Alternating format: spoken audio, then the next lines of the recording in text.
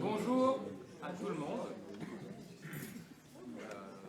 Déjà, bienvenue. C'est la première chose que je tiens à vous dire. Alors, je me présente. Je suis Sylvain Mangès. Je suis donc le metteur en scène de Macbeth. Très brièvement, je mesure 1m80. J'ai une large barbe avec quelques poils blancs. C'est vrai. Je commence à perdre mes cheveux. J'ai des lunettes, mais là je les enlève et on peut voir que j'ai des yeux relativement clairs. J'ai un t-shirt, ou plutôt un pull sweat à capuche, pour être exact, bordeaux, avec écrit dessus « Respect your mother », donc respecte ta mère. Voilà. Avant d'aller plus loin et de vous décrire un petit peu cette salle et les comédiens que vous allez voir, et les artistes même, je dirais, parce que c'est comédiens, comédiennes, créatrices lumière, son, et j'en passe. Je vais juste vous donner une petite consigne au niveau de ces masques de nuit, parce qu'on vous les a donnés. Je suppose que certains ou certaines sont curieuses de savoir à quoi servent ces masques. Vous allez avoir la possibilité de les mettre quand vous voulez, soit au début du spectacle, soit n'importe quand, et de vivre cette expérience immersive avec nous, de Macbeth, totalement sans la vue. Voilà. Mais vous avez aussi la possibilité, puisque c'est un masque de nuit, de garder les yeux ouverts et d'apprécier une autre forme de spectacle. Donc, 2 spectacles en un. Votre choix. Pour vous remettre un petit peu au niveau de cette salle. Alors, c'est une grande salle. Là, vous avez déjà au moins un bon tiers de la salle qui est remplie. Je vois qu'il y a vraiment beaucoup de personnes, mais c'est chouette. Un lundi soir, 20h30 sous ce vent. Le plafond est relativement haut, avec on appelle ça des pannes, donc des gros morceaux de bois qui soutiennent la charpente. Il y a des puits de lumière, mais bon, du coup, il n'y a pas de soleil, donc c'est, on va dire, des puits de nuit. Vous pouvez entendre que l'acoustique, si je commence à parler un peu plus fort, elle entoure un petit peu de partout. Vous êtes sur des strapontins rouges, c'est très important, ils sont rouges. Voilà pour la salle. Vous êtes même sur un gradin, pour être très précis. Au niveau des interprètes, vous allez voir le comédien qui va interpréter Macbeth, Julien Michel, qui mesure 2 mètres, avec une large tignasse de cheveux, de la barbe mais moins fournie que la mienne. Macbeth, c'est un héros de guerre avec une béquille. Voilà. Je vous donne cette information-là. Et il est en costume-cravate. Costume noir avec une cravate bordeaux et une chemise blanche. Non loin de vous, dans le public, se trouve Sophie Griffon, notre musicienne électronique, qui va vous accompagner à l'aide de sons d'ambiance pour bien vous immerger à l'intérieur du spectacle. Pour vous décrire un petit peu Sophie. Sophie a des cheveux mi-longs, des yeux clairs, un visage allongé et est souriante. Au lointain, alors c'est difficile de la voir puisqu'elle est plongée dans le noir, il y a Marie Wulsteker, notre créatrice lumière, qui va vous accompagner à travers l'ensemble de la création lumière pour suivre ce spectacle.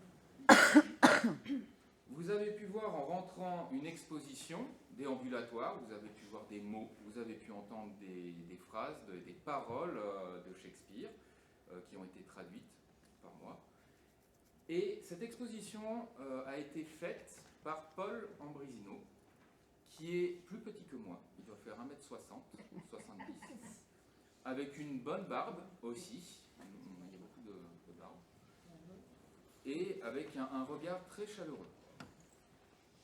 Je me retourne avant de laisser la parole à Carmel Petit qui va vous accompagner vocalement.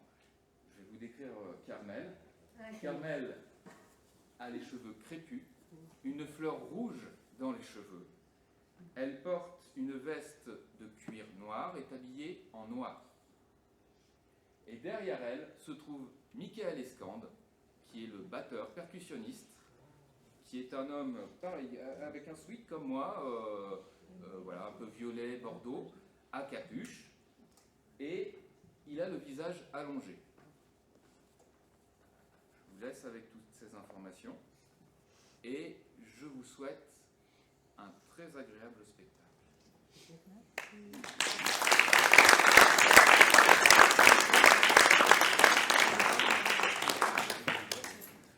Bonsoir à toutes et à tous. Je suis Carmel Petit, votre audiodescriptrice. Sur la scène, à l'avant-scène, à votre droite, nous avons disposé 3 fûts, un fût rouge et 2 fûts bleus, disposés en triangle. Derrière, en fond de scène, toujours à votre droite, il y a un très grand échafaudage recouvert d'un voile blanc pour projeter des images. De retour à l'avant-scène, mais à votre gauche, il y a moi-même. Devant moi, il y a une machine à fumer avec une petite commande, voilà, que je prends dans ma main.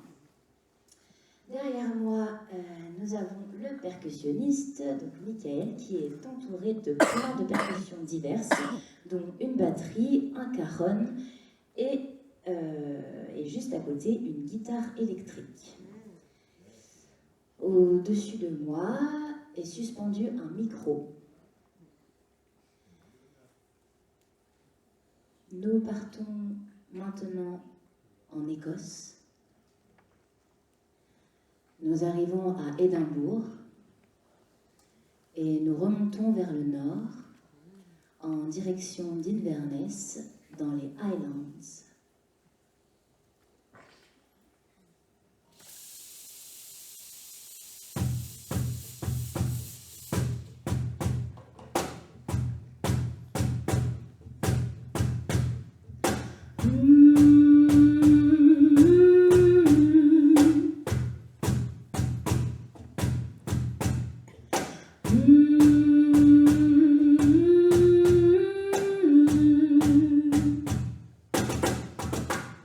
Insane, insane, insane. The rebellion rises. Victory is near. Love you, love you, love you.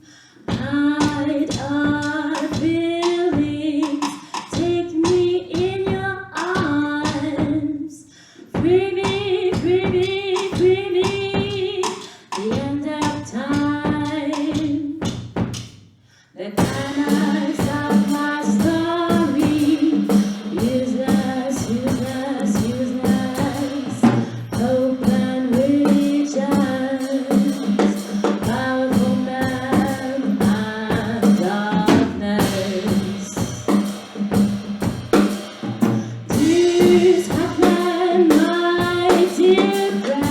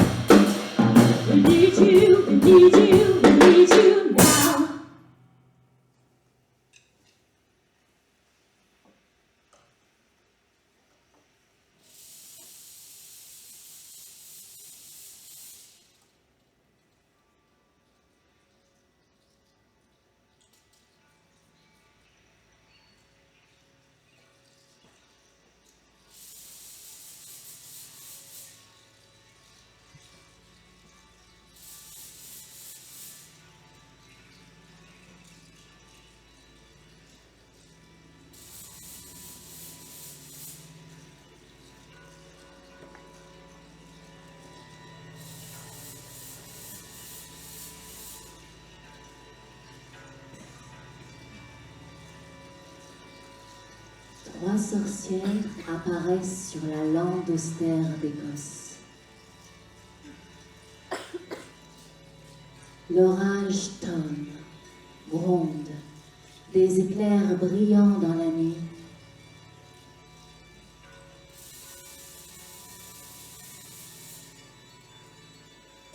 Non loin, une bataille féroce fait rage, opposant le trône d'Écosse aux Norvégiens. Ici, sur la lande, les 3 sorcières sont entourées de fumée. Elles dansent dans la froidure de la nuit.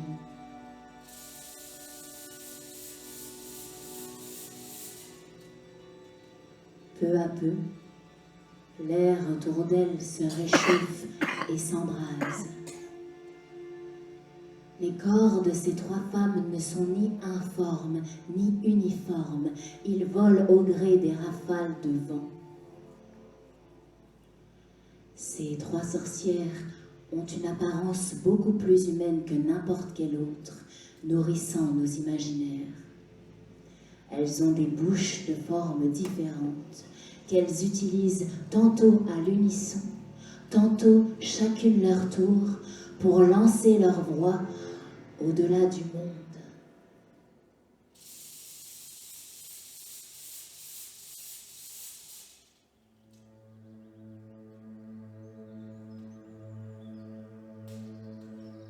Elles invoquent, elles implorent, elles convoquent, elles charment, elles maudissent, elles formulent, elles m'envoûtent.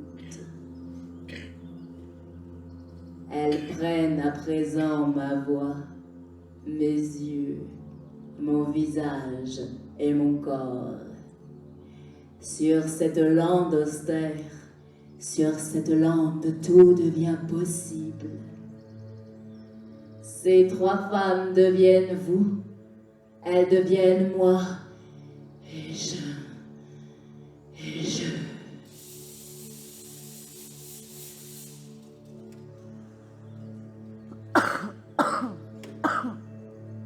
Les sœurs aliénées, main dans la main, vagabondes par-delà mer et terre, vont alentour, sur tout chemin. 3 tours pour toi, puis 3 tours pour moi, et encore 3 autres pour en faire 9 au total. Ben, le charme finit par opérer.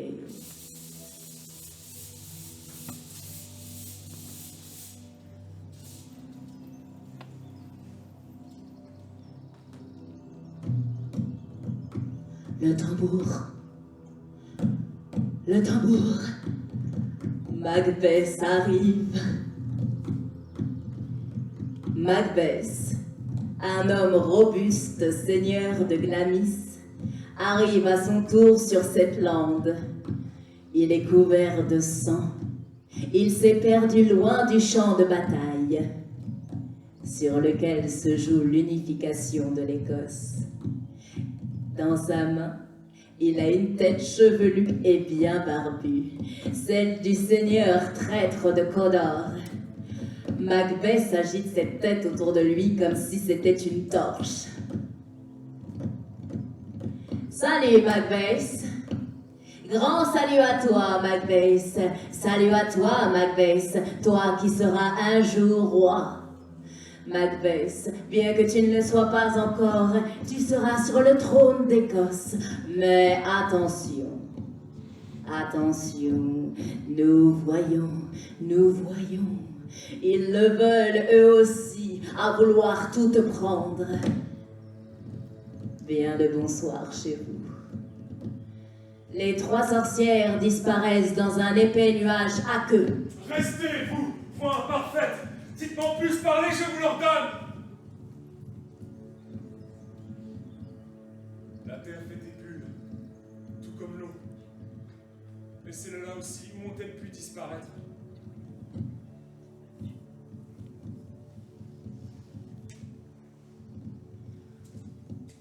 Le roi d'Écosse Duncan et sa suite arrivent en surplomb du champ de bataille où se joue l'avenir de l'Écosse.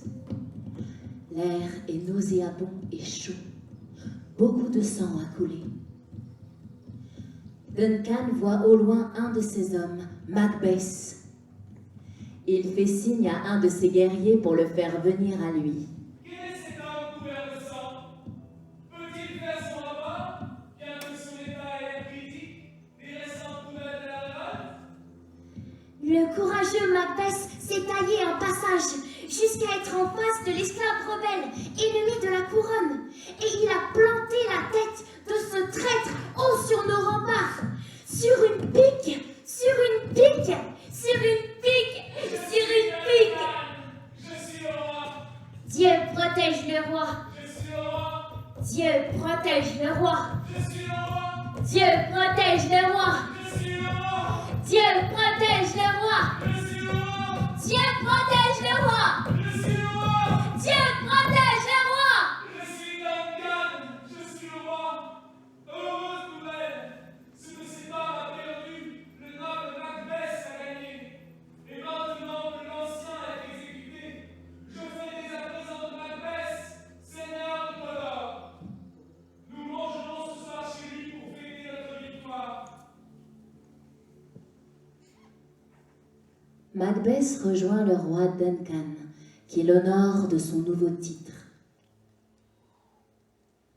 Duncan proclame également Malcolm comme son digne héritier. Duncan proclame également Malcolm comme son digne héritier. Duncan et sa suite se retirent, laissant Macbeth seul. Je suis aujourd'hui seigneur de Codor. Belle gratification qui ne saurait pour autant me suffire. Que la lumière ne voie pas mes sombres et profonds désirs. Que l'œil soit aveugle au geste. Non, je veux plus. Je suis plus. Je serai le roi. Ne protégez pas le roi, ne sauvez pas Duncan. Ce soir, Duncan mourra. Tu entends, ma Lady Macbeth?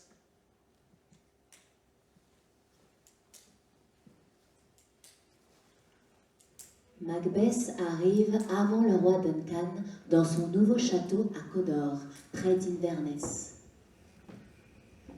Lady Macbeth, sa lady, l'accueille dans la cour du château qui est en pleine effervescence. Les valets et les palefreniers s'affairent de toutes parts.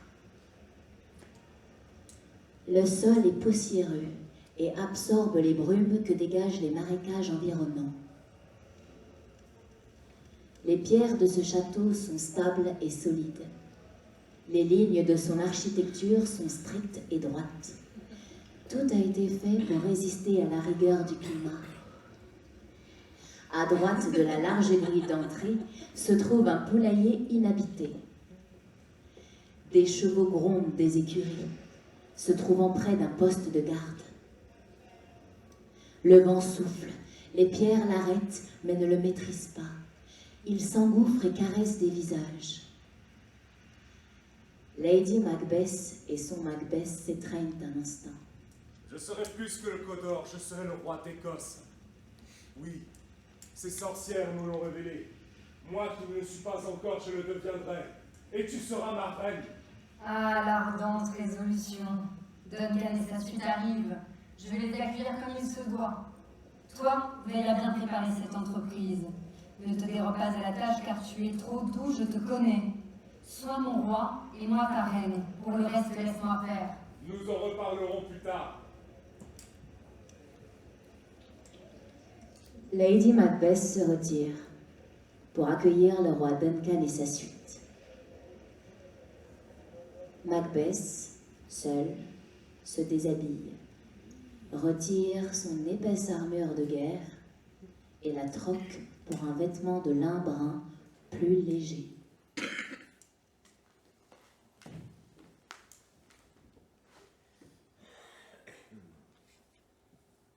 Si c'était fait quand ce sera fait, alors ce serait bien si c'était vite fait. Si seulement l'assassinat pouvait écarter les conséquences, et à son terme, donner seul une victoire écrasante. commencement et la fin. Ici seulement, sur cette rive et ces bas-fonds du temps où nous risquerions notre futur. Mais dans ce cas-là, nous avons encore notre jugement. Nous avons jusque-là toujours instruit de semblantes stratégies qui, une fois enseignées, revenaient comme la peste à leur instigateur. Cette justice impartiale recommande pour ultime ingrédient de notre coupe empoisonnée nos propres lèvres. Duncan est ici 2 fois plus en confiance. En premier lieu, je suis son cousin, ainsi que son sujet. 2 forces qui s'opposent à l'acte meurtrier. Et puis je suis son hôte, celui qui devrait veiller à fermer à double tour la porte aux assassins et non leur porter le couteau. De plus, ce Duncan a fait preuve d'une telle justesse souveraine, a été si pur dans ses hautes fonctions, que ses vertus, telles des anges à la voix claironnante, dénonceront sans attendre le crime abominable qui lui coûtera la vie. Et la pitié sera pareille à un nouveau-né nu, chevauchant la tempête, ou à l'enfant céleste, monté sur les courriers invisibles de l'air. Cette pitié dévoilera cet acte odieux aux yeux de tous à en noyer le vent dans une mer de larmes. Je n'ai aucun éperon pour exciter les flancs de ma volonté, mais juste assez d'une ambition brûlante qui bondit, se surpasse et retombe en bout de course. Lady Macbeth, d'un pas pressé, entre dans la chambre nuptiale. Son visage froid est tiraillé entre joie et agacement. Eh bien, ma Lady Macbeth, quelles sont les nouvelles? Duncan a presque fini de souper. Pourquoi ne t'es-tu pas présenté à lui? M'a-t-il fait demander? Pourquoi poser la question? Nous n'irons pas plus loin dans cette entreprise. Il vient de grandement me récompenser en me gratifiant du titre de seigneur du Cawdor. Et j'ai acquis pour l'opinion publique un renom de prestige qui ne devrait sitôt être terni, ni si vite être rejeté. Est-il ivre, l'espoir que tu as tantôt revêtu? S'est-il à ce point endormi et se réveille-t-il maintenant pour contempler vert et pâle ce que librement il désire? À partir de cet instant, j'évaluerai ainsi ton amour. As-tu à ce point peur d'être pareil en ton acte que tu es en ton cœur?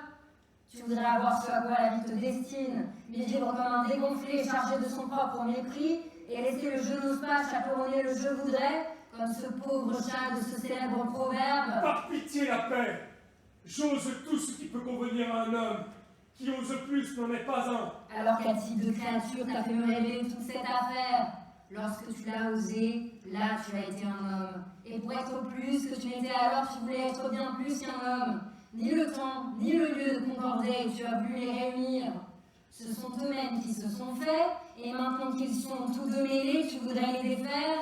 J'ai donné le sein, et je sais comme il est doux d'aimer cet enfant qui tire mon lait. J'aurais volontiers, alors qu'il me souriait, arraché de mon téton ses gencives sans dents, et démoli sa jolie petite bouille si j'avais juré comme tu viens de le faire. Et si nous devions échouer? Rater notre coup, mais serre ferme ton courage en temps et en lieu, et nous n'échouerons pas. Lorsque Duncan sera bien endormi, ce que cette dure journée incitera facilement à faire, je m'occuperai de convaincre ces deux valets, à coups de liqueur et de vin, au point que leur mémoire matrone du cerveau sera totalement fumée, et que le récipient de leur raison se distille à peine plus que dans un alambic. Quand un sommeil de porc tiendra leur nature imbibée comme le voile de la mort, comment ne pourrions-nous pas agir ensemble sur un Duncan sans défense? Et pourquoi ne pas faire porter sur ces ivrognes toute la faute de notre impitoyable massacre? Ne mets au monde que des garçons, car ton esprit insoumis ne doit engendrer rien d'autre que des mâles, non rien d'autre. Quand nous aurons maculé de sang les deux endormis, après avoir employé leur propre dague, ne sera-t-il pas évident qu'ils seront les seuls suspects de ce crime? Qui osera dire le contraire lorsque nos larmes et nos hurlements indignés retentiront sur le cadavre du roi? Voilà l'affaire décidée. Je vais faire plier à ma volonté chaque partie de mon corps dans ce terrible exploit. Allons, faisons mine d'ici là d'être de bonne compagnie. Un visage faux doit cacher ce qu'un cœur faux connaît. Le couple Macbeth se retire. L'ombre de la nuit enveloppe la folie meurtrière à venir. Seules les flammes des torches vacillent aux respirations incessantes des vents venant de la lande lointaine.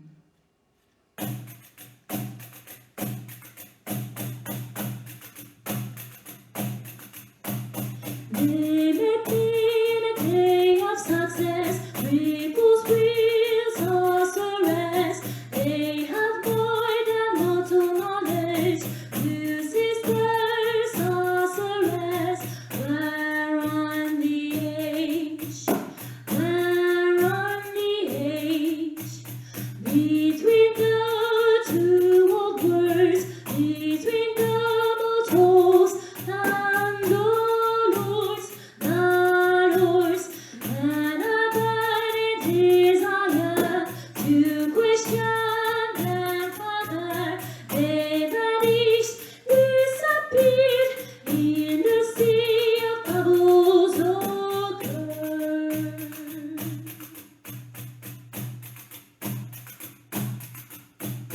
They said Marcus, they're not Cawdor. Yeah, they said, and said more. Hail Marcus, hail King Gachari.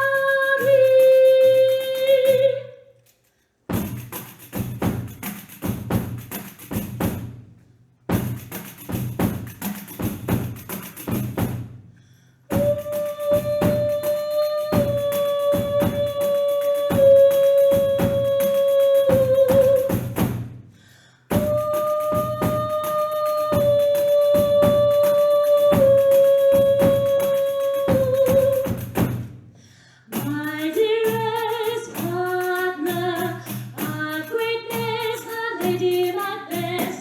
These have I thought good to thee, never be that blue minds, not lose the deuce of graciously her being, ignorant of what greatness value is, promise thee, darling.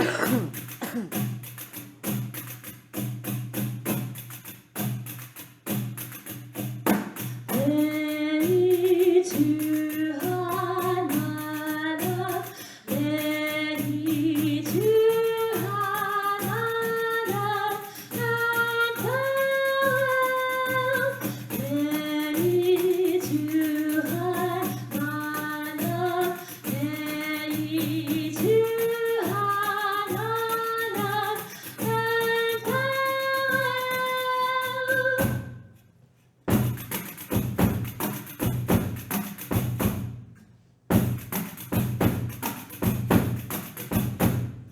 Glam is to walk and Cawdor, and shall be what do I promise. My boy, I feel, I lay to my heart, my love, I lay to my heart, my love, and farewell.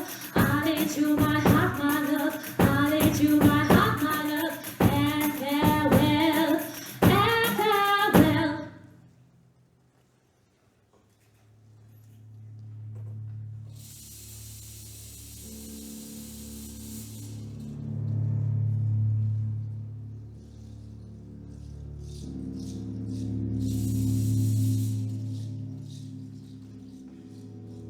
La lande froide d'Écosse. Des feux démoniaques s'allument et s'éteignent. Les vents s'étreignent dans des étranglements incessants. Des rires, des frasques naturelles aux couleurs mi-chaudes, mi-teintes. Des craquements fatigués de la parure de l'automne.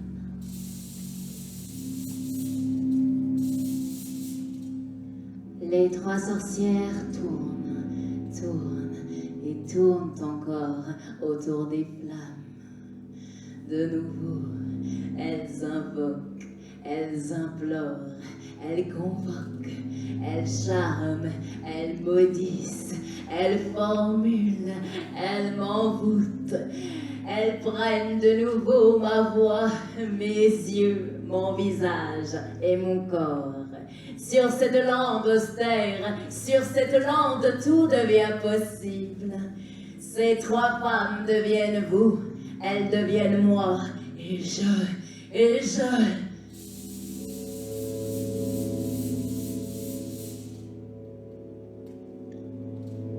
Une silhouette jaillit des flammes. Elle emprunte les courbures de l'air et peu à peu se matérialise. Des ailes sortent des braises et enlacent un corps massif de femme avant de se confondre pleinement à ce corps. Un tressaillement à l'unisson des sorcières, leur maîtresse Hécate est là, face à elle. Hécate tout saute. Elle s'envole dans les airs, taillant les nuages brumeux et obscurs. Puis, dans un fracas, elle s'écrase au sol, fracturant la terre en stries profondes. Eh bien, qu'y a-t-il, Hécate?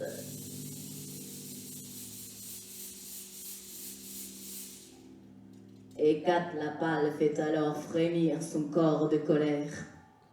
Elle bande chacun de ses muscles et fonce sans une once d'hésitation sur les trois formes apeurées. Elle veut leur arracher le cœur, elle veut... Oui, voilà, je vous laisse la parole, maîtresse Hécate. Vous semblez hors de vous. N'ai-je pas toutes les raisons de l'être, vieille harpie répugnante et dégénérée? Comment osez-vous manigancer et conspirer avec Macbeth de secrets d'affaires de mort, alors que moi, la maîtresse de votre sorcellerie, créatrice de tous les mondes de la Terre, je n'ai pas été appelée une seule fois par vous pour montrer toute la gloire de mon art?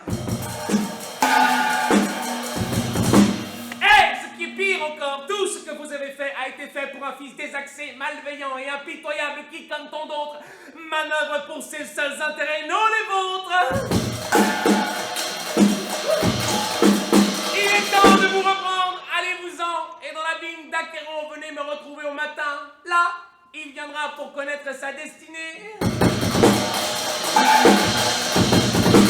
Allez, réunir vos filtres, tous vos pouvoirs magiques, vos enchantements et tout ce qui traîne. Je viendrai par les airs. Je passerai cette nuit à répandre la mort de manière sinistre et fatale. De bien belles choses doivent être accomplies avant midi. Sur la corde de la lune s'accroche une éthérique gouttelette toute prête à tomber. Je l'attraperai avant qu'elle ne touche le sol et, distillée de des arcanes magiques, je ferai s'élever des esprits surnaturels qui, puissants de leur féerie, le feront sombrer dans la tourmente.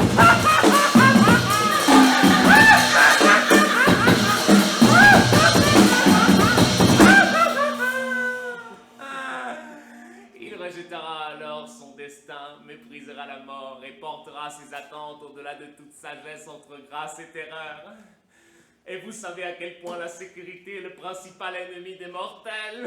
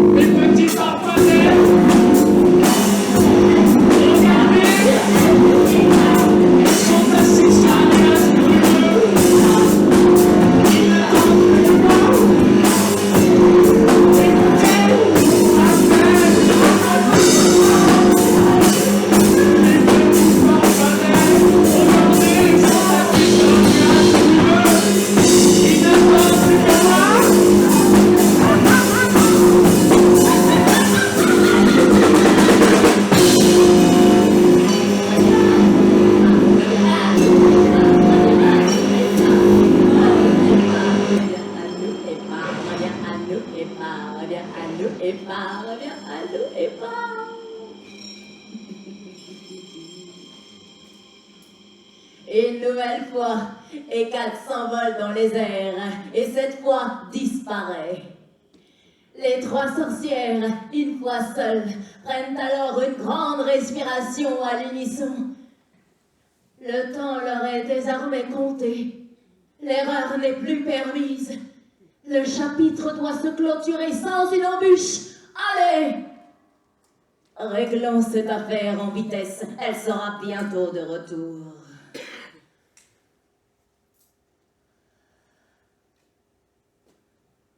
À leur tour, Les sorcières disparaissent dans un tourbillon de fumée.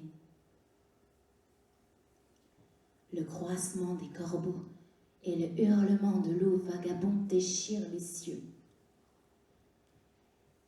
Macbeth, de son château près d'Inverness, au pied de la porte de la chambre de Duncan, les entend.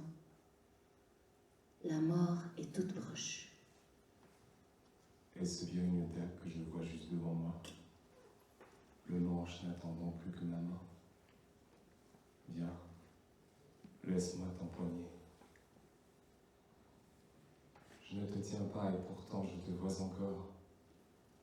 Vision fatale. N'es-tu pas aussi sensible au toucher qu'à la vue? Ou bien n'es-tu qu'un poignard de l'esprit, une illusion créée par mon cerveau accablé?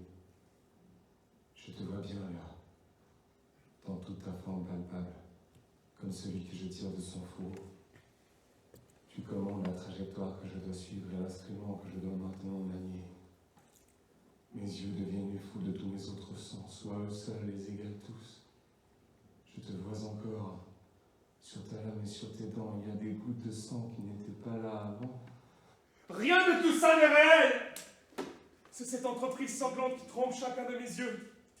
En cet instant et sur la moitié du monde, la nature semble morte. Et les vilains rêves abusent dans ces rideaux tout sommeil. Les sorcelleries célèbrent les rites, décatent la pâle et abrègent le meurtre. Alertés par le loup sentinelle et horloge, et dans une paix furtive, se déplaçant comme un fantôme, enjambée enchanteresse de Tarquin vole vers son cruel dessein. Toi, loyal et ferme-terre, étouffe le son de mes pas, quelle que soit leur direction, de peur que ces railleuses pierres ne parlent de ma démarche et ne prennent autant son actuelle horreur qui lui convient maintenant parfaitement. Tandis que je le menace, je le vois qui vit. Les mots, dans leurs brûlantes actions, ne donnent au change rien d'autre qu'un souffle froid. Les cloches sonnent. Je viens, et c'est fait. Les cloches m'invitent.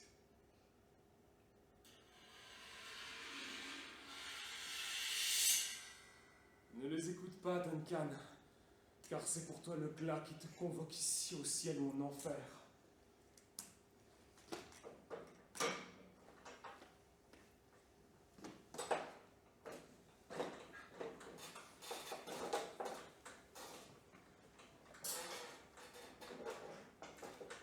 Macbeth entre dans la chambre de Duncan. Après un temps court, le cri meurtri de Duncan retentit. Macbeth, maintenant en transe sanglante, poignard à la main, se précipite dehors, loin de tous, et regarde en direction des cieux. Dans ses yeux, l'ambition du pouvoir absolu a pris le pas sur la folie meurtrière.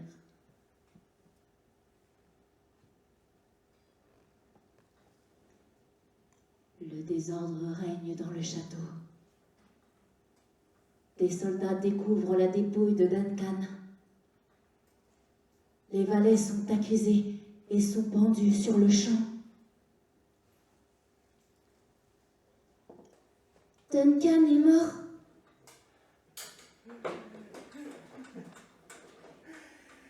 Je suis Macbeth. Je suis le roi. Dieu protège le roi. Je suis le roi. Dieu protège le roi. Je suis le roi. Dieu protège le roi. Je suis le roi. Dieu protège le roi. Je suis Macbeth, je suis le roi car Malcolm a fui. Il a fui chez ses chiens d'anglais. C'est étrange, c'est suspect. Il s'est lui-même banni.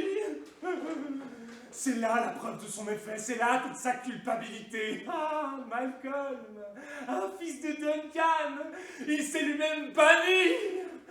Ah, le traître. Le traître. Ah, le régicide. Le régicide. Ah, le parricide. Le parricide. Ah, le lâche. Malcolm le traître. Malcolm le traître. Tu es ainsi son roi, tu es sans pitié son père. Malcolm le traître. Malcolm le traître. Malcolm le traître. Le traître. C'est lui le meurtrier, c'est lui. C'est lui qui a commandité l'assassinat. Malcolm le traître. Malcolm le traître. Écoutez, l'ambition l'a dévoré. Il aime le pouvoir à en crever.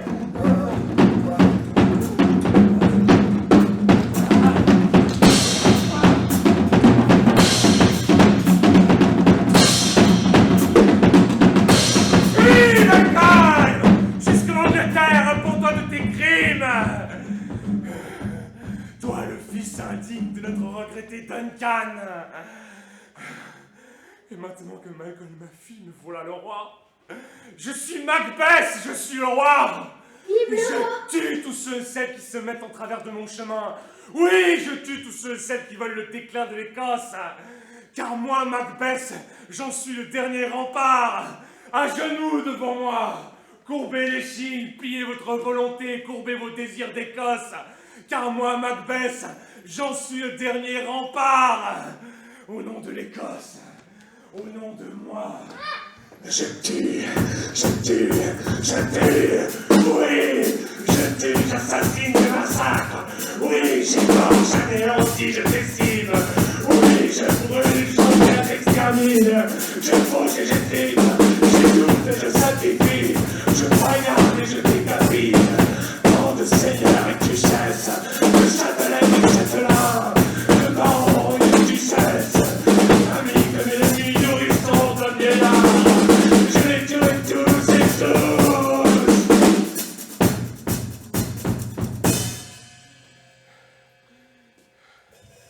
Car je suis Macbeth, je suis le roi, et le resterai.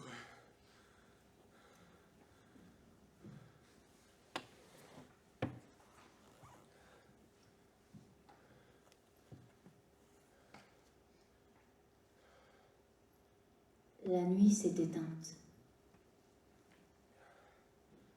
Macbeth est maintenant plus vieux. Ses cheveux sont gris, des rides profondes sur son visage. Une ride pour chaque mort, pour chaque meurtre, pour chaque opposition à son nouveau pouvoir. Il a accompli en si peu de temps ce que personne n'a jamais pu accomplir en toute une vie.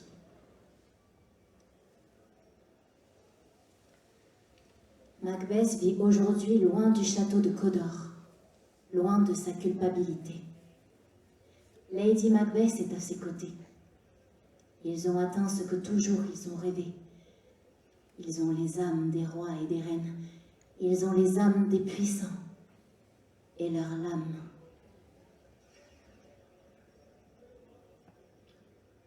Macbeth ne verse plus une larme. Il est devenu l'Écosse. Il vit dans une forteresse à Dunsinane. Il s'est muré pour ne jamais être autre que roi. Macbeth vit dans des murs de pierre imprenables. L'architecture est radieuse et l'espace presque infini. Le vent lui-même ne peut passer les imposantes portes de bois sans son accord.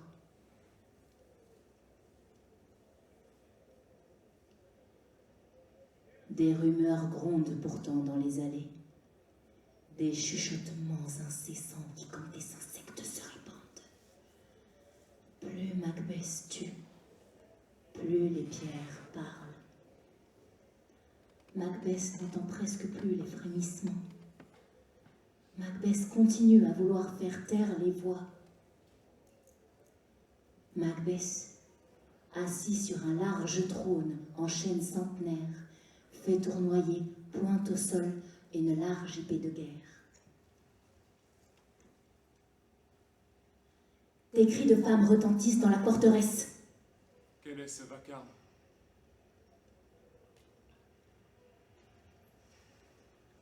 La reine, monseigneur, est morte. Ma femme. Morte. Elle aurait dû mourir plus tard. Ma femme, morte, m'avait dit Macbeth. il aurait eu le temps pour un tel mot. Demain, et demain, et demain encore, se glisse sur un doux tempo de jour en jour, tout droit vers la dernière syllabe du temps des souvenirs. Et tous nos hier ont guidé les fous vers le chemin de la mort blafarde. Éteins-toi, éteins-toi, faible étincelle. La vie n'est qu'une ombre en marche. Un pauvre comédien qui s'agite partout sur la scène une heure durant et qu'alors on n'entend plus. C'est un fabliau conté par un idiot tout plein de sons et de furie, ne signifiant plus rien.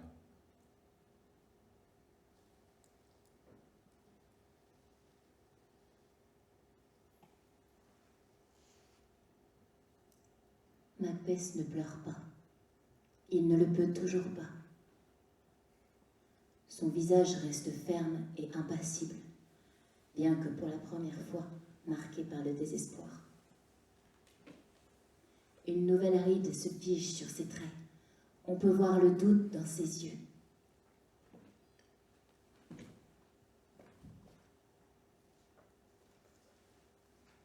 Macbeth sort pour chercher des réponses. Ailleurs.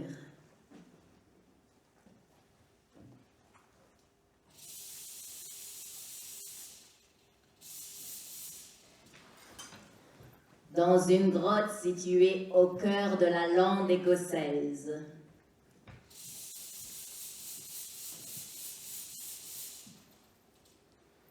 Les trois sorcières dansent, dansent et dansent en rondes infernales. Encore une fois, elles invoquent, elles implorent, elles convoquent, elles charment, elles maudissent, elles formulent, elles m'envoûtent. Elles s'emparent de ma voix, de mes yeux, de mon visage et de mon corps. Dans cette grotte de la lande écossaise, dans cette grotte, tout devient possible. Ces trois femmes deviennent vous, elles deviennent moi, et je.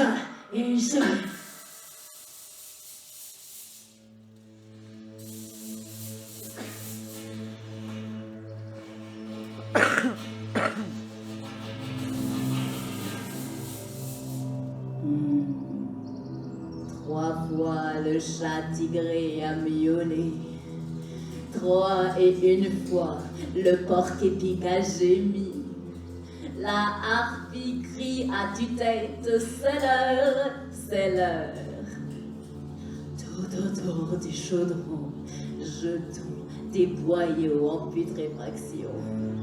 Crapaud qui est caché sous les pierres froides, jour et nuit, par 31 fois, transpire ton venin qui sue hors de ton corps endormi. Ce sera le premier bouillon de notre peau enchantée. Double labeur et double peine. Feu, brûle et fait dans notre chaudron des bulles. Liasse de serpents des marécages, dans notre chaudron brûle et cuit. Œil de triton et orteil de batracien, duvet de chauve-souris et langue de chien, croc de vipère et dard de lombric, pattes de lézard et ailes de hibou, pour faire de notre enchantement le plus puissant des tourments, comme le feu de l'enfer, rôti et cou. Double labeur et double peine, feu, brûle et fait dans notre chaudron des bulles. Écailles de dragon, dents de loup, momies ensorcelées, estomac et gosier de requin gargantuesque des mers salées, comme ingrédients dans notre chaudron. Double labeur et double peine, feu, brûle et fait dans notre chaudron des bulles.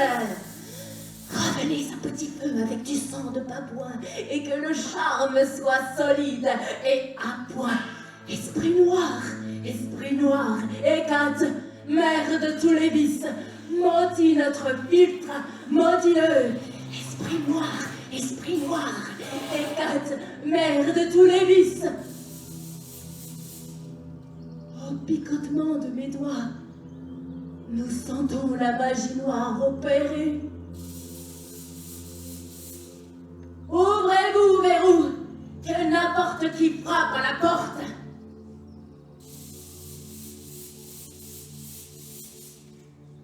Macbeth, visage sombre, désespéré, entre dans la grotte. Je vous en conjure, par l'arme que vous instruisez, et peu m'importe quand vous l'avez appris, répondez-moi.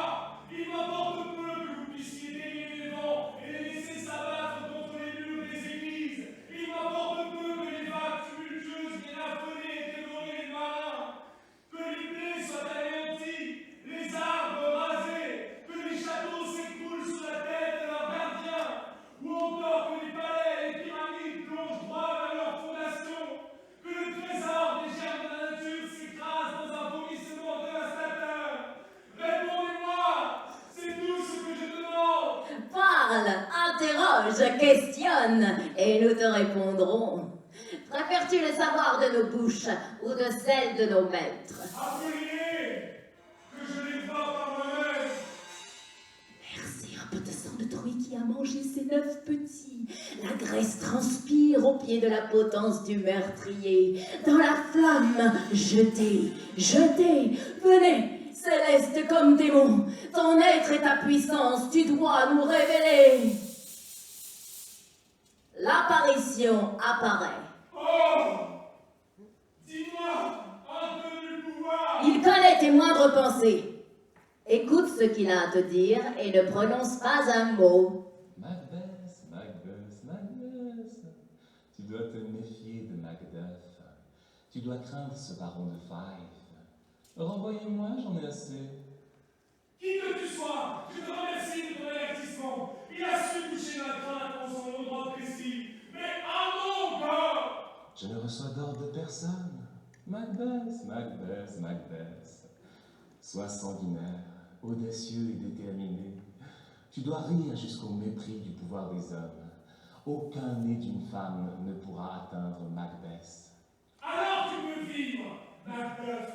Je n'ai rien à craindre de toi. Reste courageux comme un lion. Reste fier et ne prête aucune attention à ceux qui se rebellent et s'insurgent ou conspirent contre toi. Macbeth jamais ne sera vaincu tant que la grande forêt de Birnam, vers le sommet de la colline de Dunsinane, ne s'avance contre lui. Adieu. L'apparition disparaît. Et maintenant, montrez-vous. Montrez-vous, montrez-vous, révélez-vous aux yeux de Macbeth et remplissez son cœur de douleur, telle une ombre passée et repartez. L'ancien roi Duncan, sous une forme brumeuse, apparaît face à Macbeth. Je suis Duncan, je suis le roi. Dieu protège le roi. Je suis le roi. Dieu protège le roi. Je suis le roi. Dieu protège le roi. Je suis le roi. Dieu protège le roi. L'invocation de l'ancien roi disparaît. Maintenant, la couronne brûle mes yeux.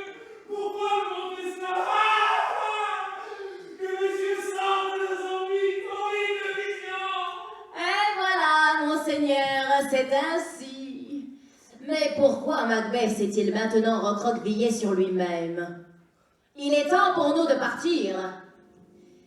Montrons le meilleur de nos pouvoirs. Nous allons enchanter l'air pour faire des sons. Et danserons nos rondes ancestrales. Ce grand roi pourra leur dire purement et simplement que nos services paient largement son tourment.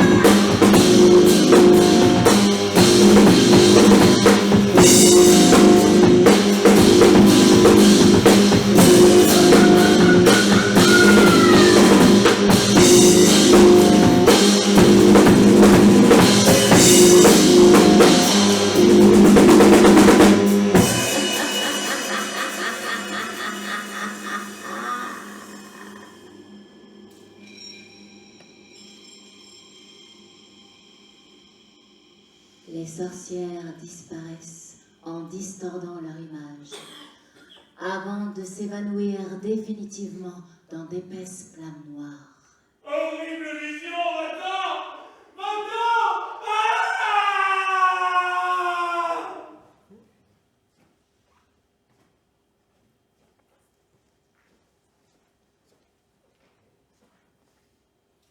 Où sont ces sorcières? Parties. Horloge, tu m'as prévenu de mes terribles exploits. Et à cet instant précis, les premiers fruits de mon cœur seront les premiers fruits de ma main. Je prendrai par surprise le château de Macduff. Je serai le nouveau suzerain de Fife. Et je livrerai à mon épée le sang de sa femme, de ses enfants et de toute âme infortunée qui le suivent dans sa lignée. Assez de remords. Allons.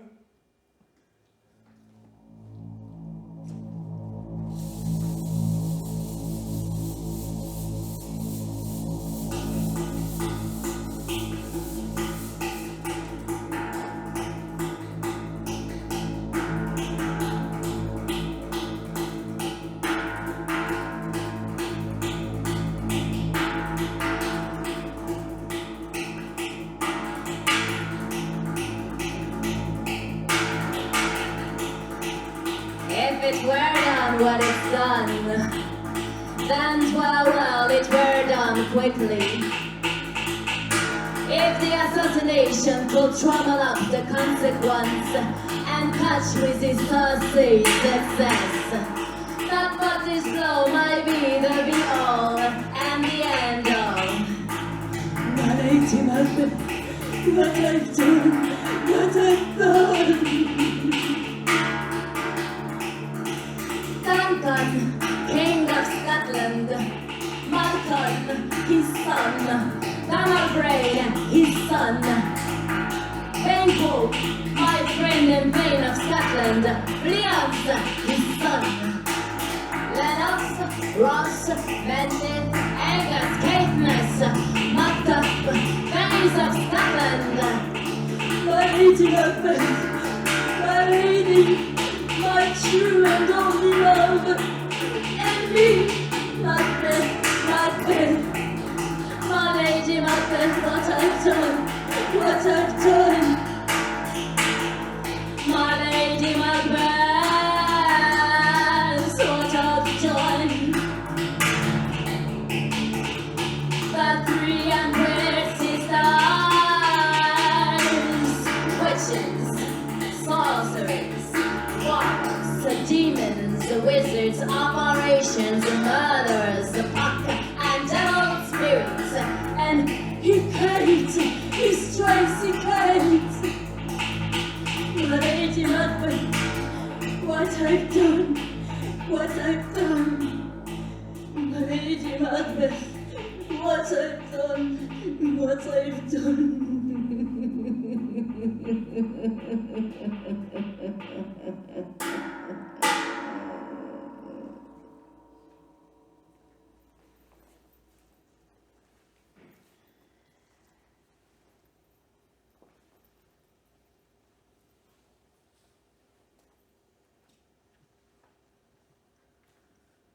Macduff, seigneur de Fife, et Malcolm, fils de l'ancien roi Duncan, ont fui en Angleterre.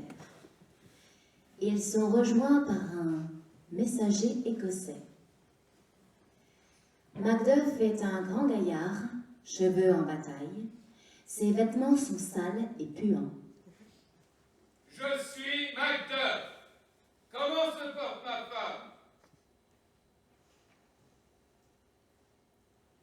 Eh bien, Et mes enfants?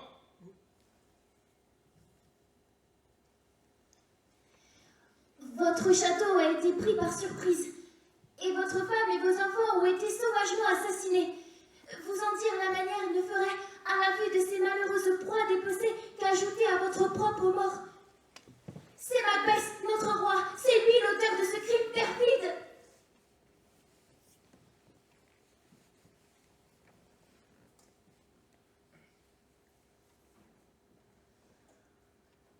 Macduff sort du quartier général anglais en maudissant le sort, en maudissant Macbeth, et jure vengeance contre lui. Loin, beaucoup plus loin, des jours, des semaines plus tard.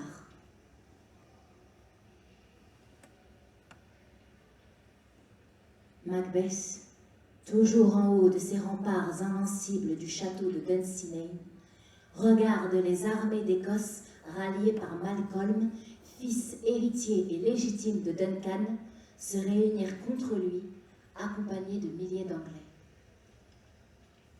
Les soldats de Macbeth, ses derniers fidèles, s'affairent autour de lui. Macbeth, lui, reste aussi impassible qu'à son habitude, froid et distant. Ne me donnez pas plus de nouvelles. Faites-les fuir. Tant que Pirnam ne monte pas jusqu'à Dunsinane, je ne crains rien. Qui est ce garçon, ce Malcolm? N'est-il pas né d'une femme? Or, les esprits qui connaissent tout du mortel déroulement ont prononcé pour moi ceci. N'aie aucune crainte, Macbeth.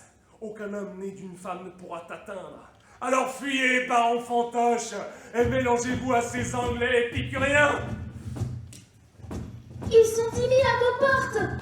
Je combattrai alors, jusqu'à ce que mes os et ma chair soient arrachés, que l'on me donne mon armure. Je ne craindrai ni la mort ni la peste, tant que la forêt de Pirnam n'arrivera pas jusqu'à Dunsinane.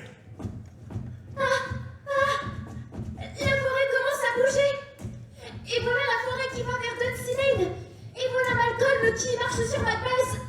Suspendez vos étendards le long de murs extérieurs. Le cri de garde reste toujours, ils viennent. Notre château est fort en armes et un siège alors qu'il reste là jusqu'à la famine. Et la maladie les dévorera. Ah! S'ils n'avaient pas compté dans leur rang ceux qui devraient être dans les nôtres, nous aurions pu les affronter de front, barbe contre barbe, et les bouter jusque chez eux.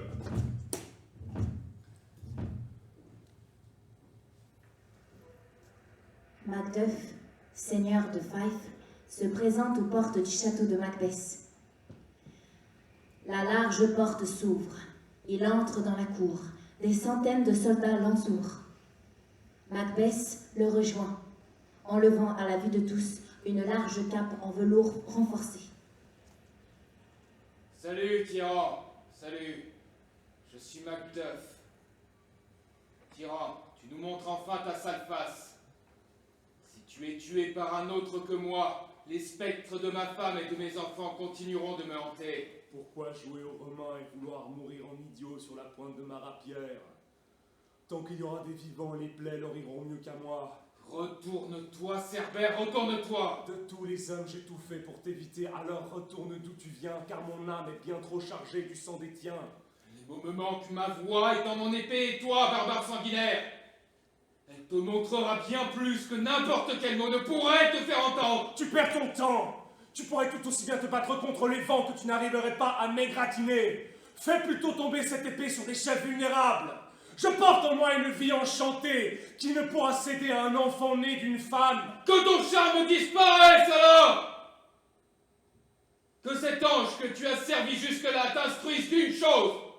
Macduff a été arraché avant terme du ventre de sa mère. Je ne me battrai pas contre toi.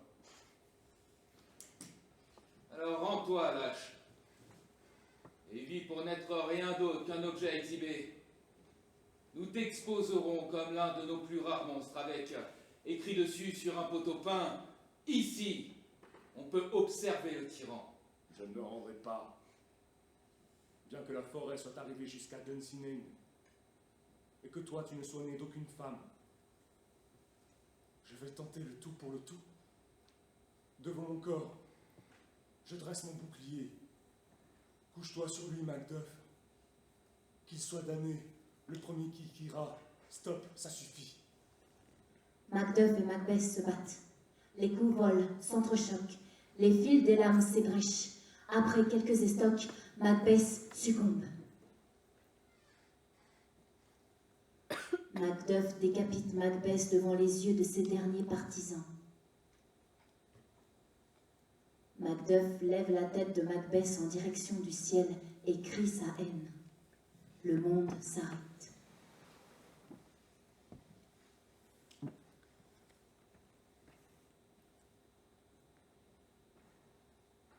Malcolm, héritier légitime du trône, entre dans le château de Macbeth.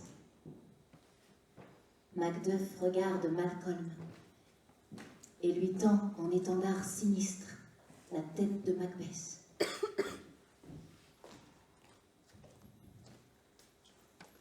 Salut, roi Malcolm, car tu es maintenant roi. Voici comme se tient la tête maudite de l'usurpateur Macbeth, flottante au bout de ma main. Macbeth mort. Le temps a retrouvé sa liberté. Macbeth mort. La paix soit sur nous et nos maisons. Salut à toi, Malcolm, nouveau roi d'Écosse. Salut à toi, roi d'Écosse. Malcolm, tu es le roi. Dieu protège le roi. Malcolm, tu es le roi. Dieu protège le roi. Malcolm, tu es le roi. Dieu protège le roi. Malcolm, tu es le roi. Dieu protège le roi. Malcolm, tu es le roi. Dieu protège le roi. La paix sur notre pays. Salut à toi, Malcolm, digne roi d'Écosse.